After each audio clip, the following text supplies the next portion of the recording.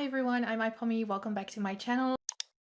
I'm here to talk about the new love of my life, the Nintendo Switch 2, although I'm also just going to talk about the original Switch because we're going to talk about Switch games that are on sale in the Nintendo Eshop right now. If you're new to my channel, I mainly almost exclusively focus on cozy games, but I do also like maybe more games that can be cozy but aren't always, such as like RPGs for example. But for this list I've definitely curated mostly more cozy games, wholesome games, chill games, games that don't require you to do tons and tons of combat, stuff like that, you know, that give you just a cozy feeling. I don't know, I feel like it's very hard to define cozy games and I feel like lots of people have different opinions on what is a cozy game to them. But I do have different subgenres in here, so hopefully there's something for everyone in here. Also, this is just a disclaimer, this is on sale in the European eShop right now. I live in the Netherlands, this is what's on sale for me right now. I know they kind of cycle through, so sometimes, example for NA eShop, you might either get the sale a little earlier, a little later, it can differ, so definitely check in your own eShop if these are currently on sale for you. But also, oftentimes I find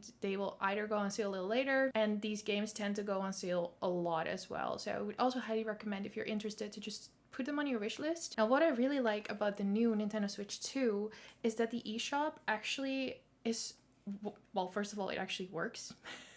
You can actually just scroll through it, boot it up. On the previous Switch, it took ages just to boot up the Switch. I also oftentimes got an error message and I had to boot it up again.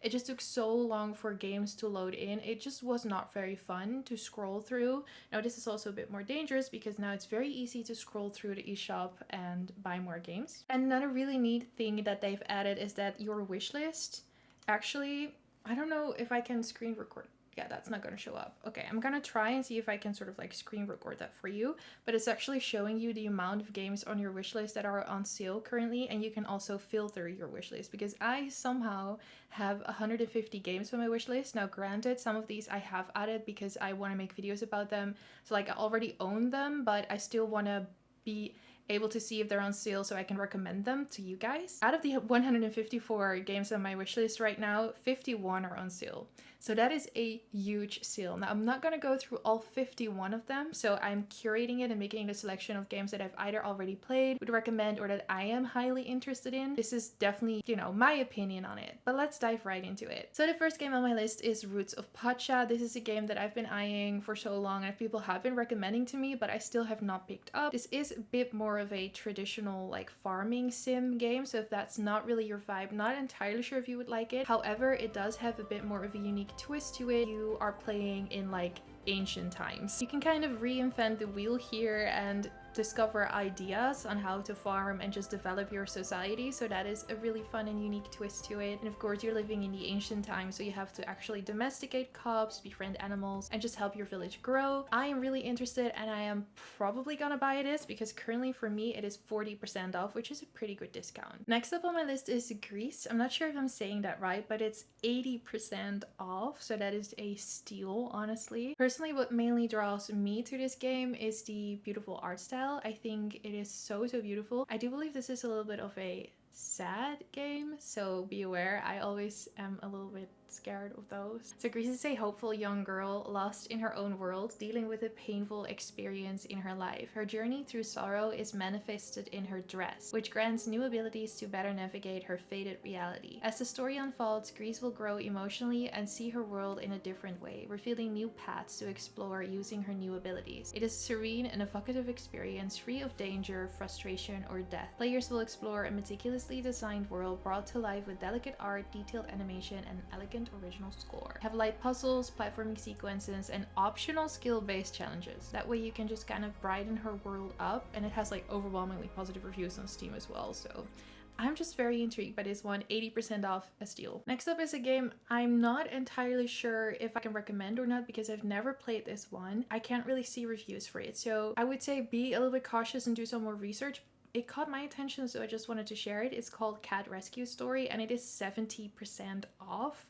So again, huge discount. I love cats. I love the idea of rescuing cats, so that's why I was intrigued with this one. You are actually designing sort of your own cat rescue. It's because when you arrive home, you discover that some relative of yours left you like a box with a poor little rescue cat in there. You need to just take care of them and all of the other cats that can come into your home, and you have like 50 different breeds of cats. You get to play with them, feed them, and there's apparently mini games in there. So that to me sounds intriguing. Again, I'm always a little bit wary of these games because I feel like they can be very hit or miss, so I don't know, but let me know if you guys want me to review it, and I might just buy it for science to kind of see what it's like. Next up on my list is Garden Life, a cozy simulator. I own this one, but I own it on Steam Deck or PC, but I've been playing it handheld on my Steam Deck. I really enjoyed what I played. I thought it was just such a cute game. I love the art. You get to basically grow your own garden and take care of it. Honestly, the time I played this, it was just very much needed because I was living in my stuffy city apartment and I really wanted a garden, so I felt like I could live out my dreams kind of. It's not like this huge game, don't expect too much of it, but I feel like what I've played, it was really enjoyable. It is now on Nintendo Switch and it is again 70% off, so I feel like that's a pretty decent price for what you get back from this game. You know, I would pay this price for it now. It's showing up as 12 euros for me, so you know, I feel like that's a pretty good bargain. I don't know how it runs on Switch though, so this is one that I felt like it ran really well on Steam Deck, so I'm almost positive it will run well on the Switch too, because all of my games so far have been running really well on the Switch too. Switch 1, however, I feel like that's a bit more of a risk you might be taking on. So if you don't have the Switch 2 yet, you might want to add this to your Steam wishlist if you do have a Steam Deck and just wait for a sale on there to try it out. But it is on sale on Switch if you have a Switch 2. I would recommend to check it out if you're interested in having a virtual garden, basically. In the same vein of games I'm not entirely sure run that well on the Switch, but I still want to recommend the game itself, is Sunhaven. Sunhaven is honestly, I feel like Stardew Valley, but make it fantasy. That's basically how I've been playing it and really enjoying it. So I mean, it's more of a typical farming sim again. These will always be on my list to recommend because I do like farming sims. I know not everyone that likes cozy games likes these. This is like Stardew Valley, like you have your own farm, you tend to your crops, you befriend the townsfolk, you can date, new areas to unlock, and a little bit of a story to progress as well. And everything is just fantasy themed. So, you know, the soundtrack is more fantasy like. The town that you live in is fantasy like. You can play as like a fantasy race. So you have like elves, demons, angels, these sea creatures. I don't know even know what else you have right now, but there's like tons of different races you can choose, and then like traits you can pick as well. The dateables or romanceables are also like different sort of like fantasy creatures as well, which is always really fun. That's what I like. If you're a fantasy nerd like me, and then you might really enjoy this one. I have heard that it did not have a great launch on Switch. I have always played it on Steam Deck, and it's only more recently been more optimized to play as like a console handheld. I've had some like minor issues with it in the past on Steam Deck. I also have heard that recently they've been patching the Switch release and it now runs better, so it might be a good one to get on Switch now if you have a Steam Deck though. These are the types of games I would recommend to get on Steam Deck instead, because you're more sure of like a good experience, you know? Again, I have not tried this out on the Switch 2. I would honestly love to, just to kind of see how it runs and if it runs any better, but I can't tell you that right now. And Sunhaven has 25% off. The next game on my list, I feel like it's a controversial cozy game, and it's Cult of the Lamb, and this is the Cultist edition, and it is 50% off, so again, a good steal. Now, I really love Cult of the Lamb. I've actually, just before the Switch 2 release, and I was kind of just like waiting for it to get in my hand, I've been playing Cult of the Lamb on my Steam Deck. I do also own it on the Switch, and I just tried it out on Switch 2. Perfect, no issues at all, but I feel like it also runs well on the Switch 1 because it's not that of a demanding game. The reason why I think not everyone will find this cozy is because it is also, I don't know if this is what you call like a roguelite, but you do have combat in it, so it has more cozy aspects. I mean, honestly, it's really fun. My boyfriend loves watching me play this because he thinks it's so interesting the way it's designed and the intention and the story and everything. So you're this cute little lamb that is running its own cult because you have to serve this sort of like old god that has been banished. It's very, honestly, it's a little bit creepy, dark, lighthearted dark, if that makes sense. I love it. I love the soundtrack. I'm obsessed with the soundtrack just listening to this game. The art style as well is really fun. So basically you run your own cult. So that's the more cozy part of it. You have to like gather your followers, you know, find them everywhere, indoctrinate them to become cultists, and then run your own cute little cult. So, you know, you can grow crops, you have to take care of them, you have to feed them, clean their little poopy, and they can like gather resources for you, and they can worship you, and then you can level your cult. And so that's a really fun aspect that just the whole gameplay loop is super addicting to me. I never want to log out. Like there's always something else to do, and super fun. And then in between that, to level up, gather more stuff, gather more followers, you do have to sort of like go into the woods, and that's the more scary part. That's not as cozy because there you have to do a lot of combat and like defeat these bosses. But honestly, if you play on easy mode, which I do, I'm not a huge fan of combat stuff, it's really not that bad at all, honestly. Very easy, so it's not that stressful. I still struggle sometimes, so that tells you something about my gamer skills, but it just adds to your enjoyment if it's not too hard and too stressful. So you can choose your own mode, and I feel like that really helps. And if you play on easy mode, honestly, I feel like this is a pretty good cozy game. It's super addicting, super fun. If you don't mind a little bit of combat, would highly recommend. Next up on my list with 20% off is Stray. Honestly, this one does look a little bit sad. Somehow I care more about animals than humans sometimes, and I can't when like this poor little animals all alone and suffer. Stop, I will cry. But anyway, you are playing as this little stray cat. It's lost, alone, and separated from its family. To escape from this long forgotten city, it has to unravel this centuries old mystery. This is a third-person cat adventure set in detailed alleys of a sort of like rundown cyber city. And of course you get to play as a cat, so you have to behave as a cat, so you can communicate in like more playful cat way with your environment, but you can also be a little bit annoying sometimes with the people there, or maybe not make the smartest decisions. And then you also get to befriend this flying drone that's called B12.